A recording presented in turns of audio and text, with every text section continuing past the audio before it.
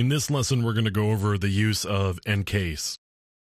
EnCase is a piece of software that's designed for forensic analysis and evidence storage and acquisition.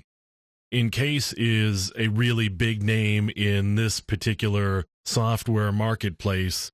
Law enforcement agencies will often use this piece of software because it really has such a name for itself in what it does.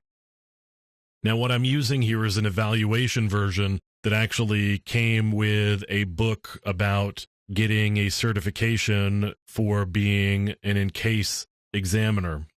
So you could get certified in EnCase, and as I said, there's a book on the DVD that's associated with that book. There's this evaluation version. A lot of the functions of EnCase are not working in this evaluation version, but I did want to show you this piece of software because it is such a big name in the forensic space. Now, along with this evaluation version in the book, we do get some sample files to look at as well, and I'm just going to use those because they're convenient and easy. So I've got this image file here, and I'm going to open it up. It's going to ask me to create a case. So I've got a case. I'm just going to use the default values, which are fine. And I click finish, and it's going to open up the data for me. So we've done a verification, and now I've got this data here, and I can open it up, and you can see that I've got some data. I've got a text file, and down below, I can look at all of the information regarding this particular file that I'm looking at.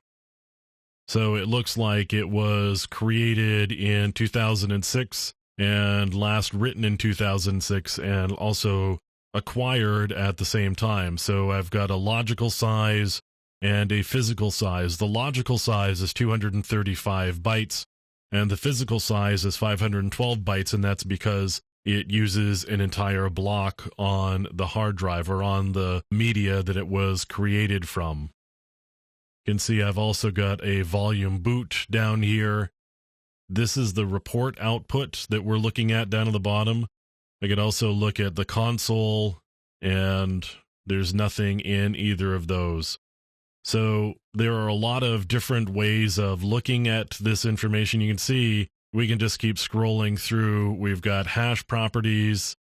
There are references, so you can set references in the evidence that you acquire. You can also create bookmarks so that you can get back to the pieces of evidence that are most interesting to you. We've got different file types we can look at, and we've got keywords. So there's a lot of different ways of looking at the information or the evidence that we acquire in EnCase.